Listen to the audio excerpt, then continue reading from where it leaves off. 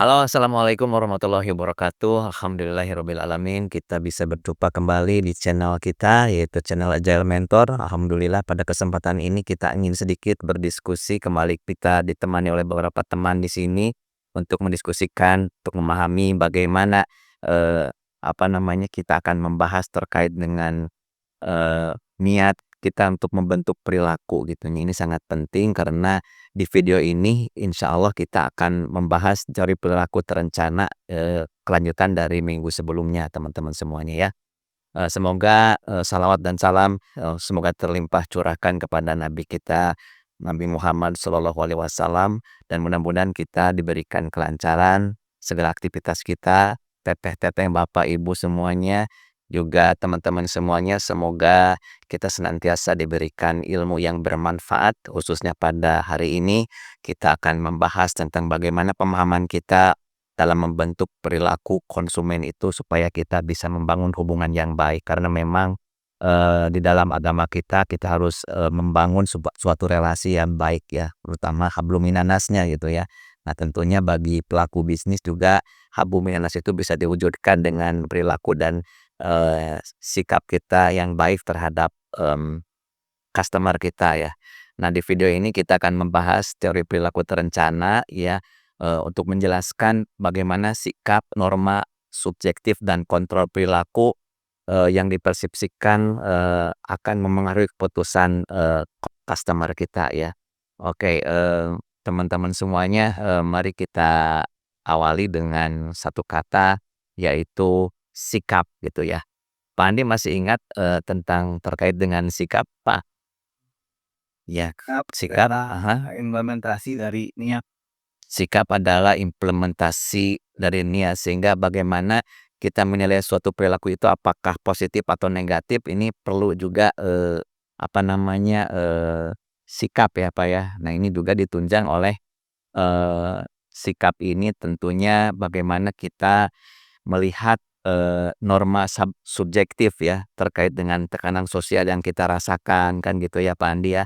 Jadi, kita mungkin melihat suatu perubahan atau situasi yang ada, ini juga akan berpengaruh terhadap sikap kita, tentunya dalam artian norma subjektif ya.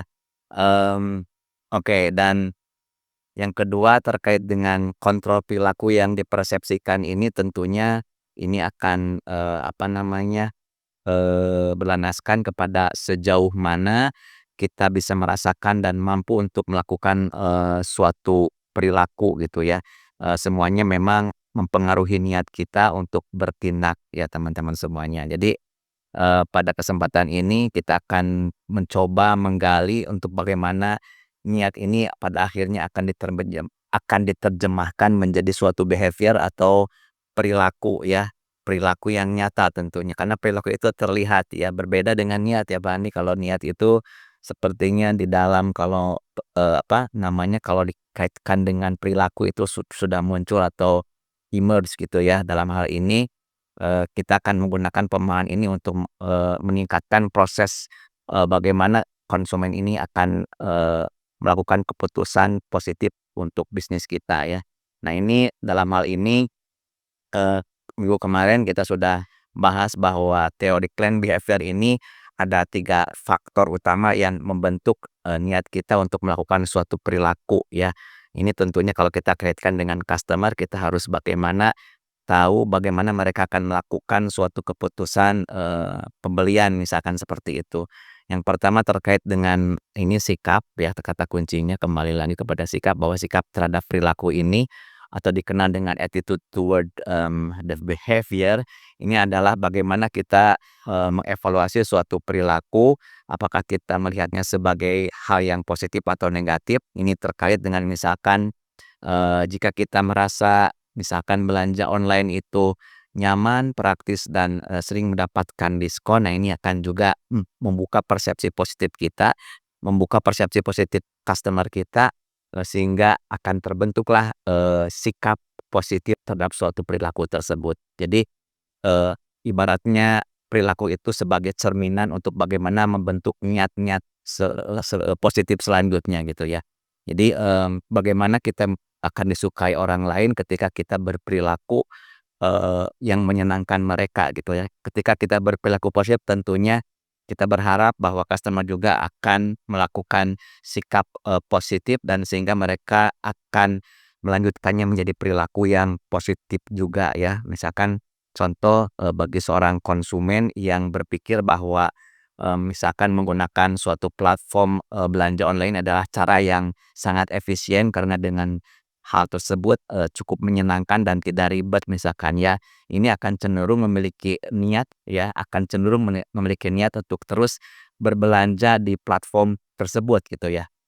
Selanjutnya teman-teman, yang kedua kemarin juga, kita sudah sedikit bahas tentang norma subjektif gitu ya atau, subjective norms. Jadi norma subjektif ini teman-teman adalah persepsi kita tentang tekanan sosial atau harapan dari orang-orang di sekitar kita ya, orang-orang, terdekat kita ya teman-teman. Jadi untuk melakukan suatu perilaku ya. Jadi kita ini dituntut ketika misalkan, Pak Andi, kapan ingin S3 Pak Andi? Ya, Tahun depan. oh tahun depan.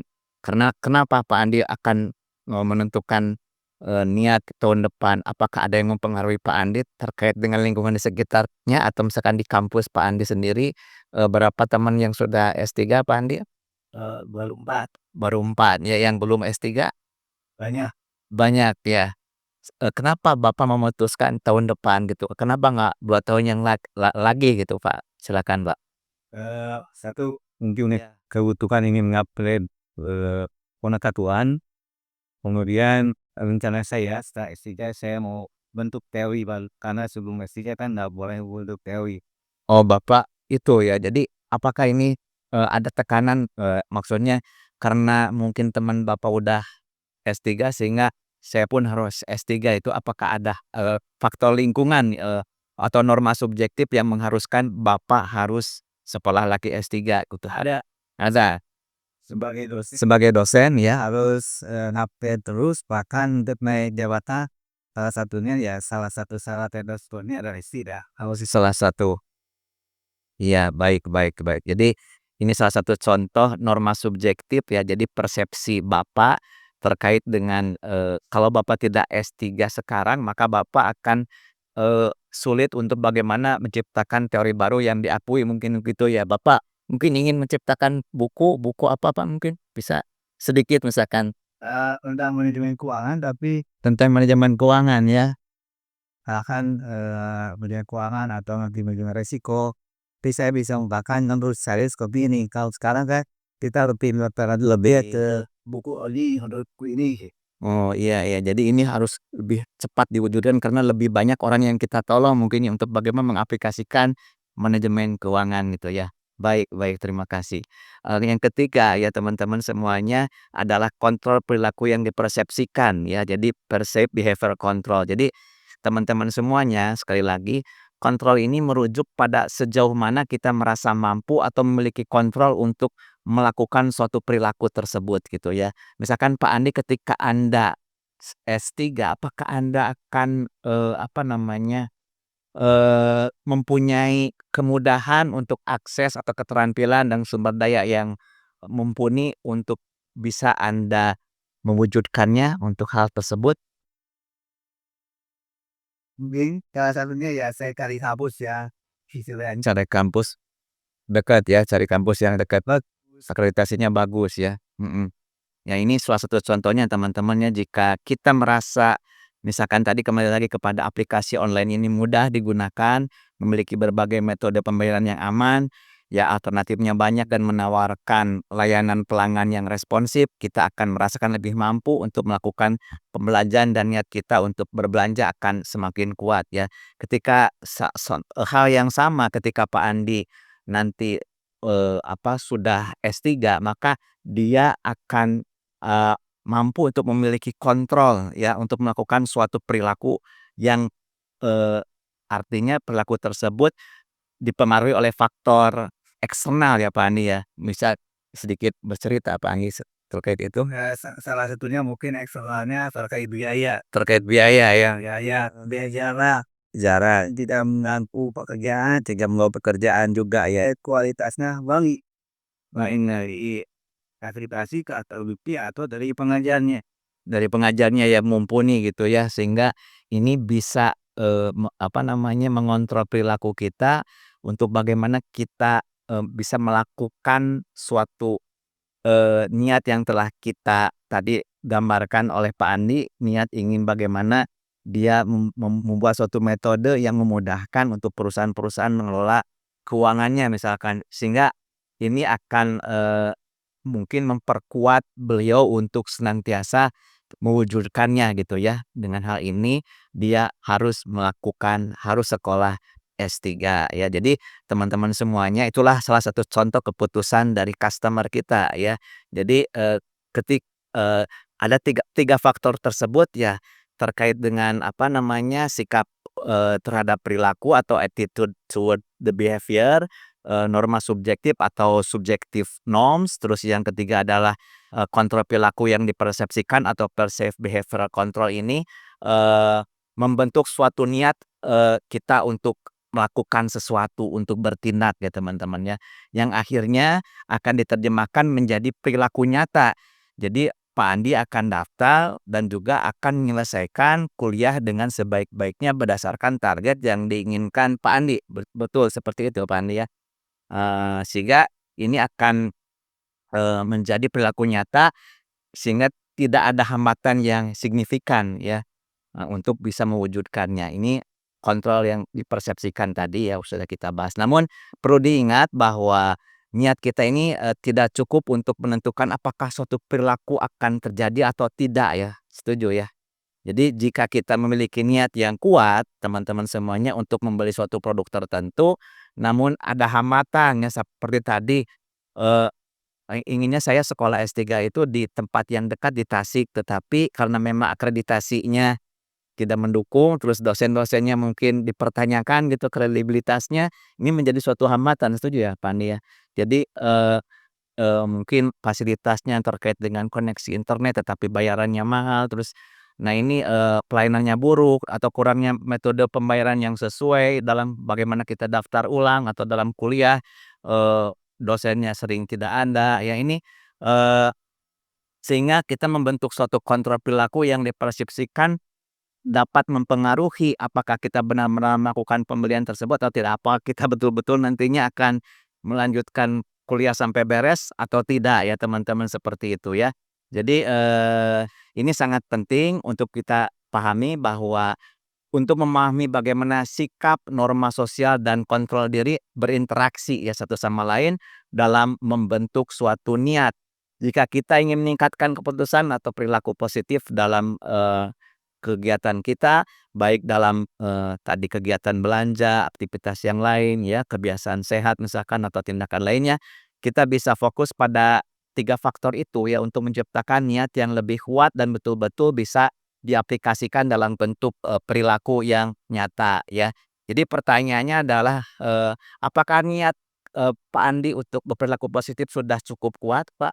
Misalkan untuk bagaimana Bapak, menggali lebih dalam, sikap Bapak terkait dengan norma sosial yang melingkupi Bapak dan bagaimana Bapak melihat kemampuan Bapak dalam melakukan, tindakan untuk melanjutkan studi lanjut misalkan gitu ya. Ini pemahaman ini bisa membantu kita, tidak hanya untuk memahami diri kita sendiri secara lebih baik, tapi juga untuk memengaruhi orang lain dalam keputusannya, untuk bagaimana mereka dapat berbuat sesuai dengan apa yang kita rencanakan ya teman-teman ya.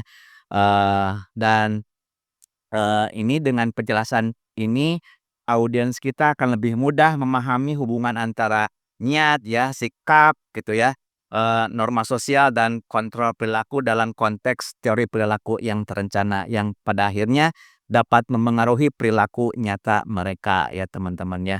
Sebelum kita tutup ini ada sedikit,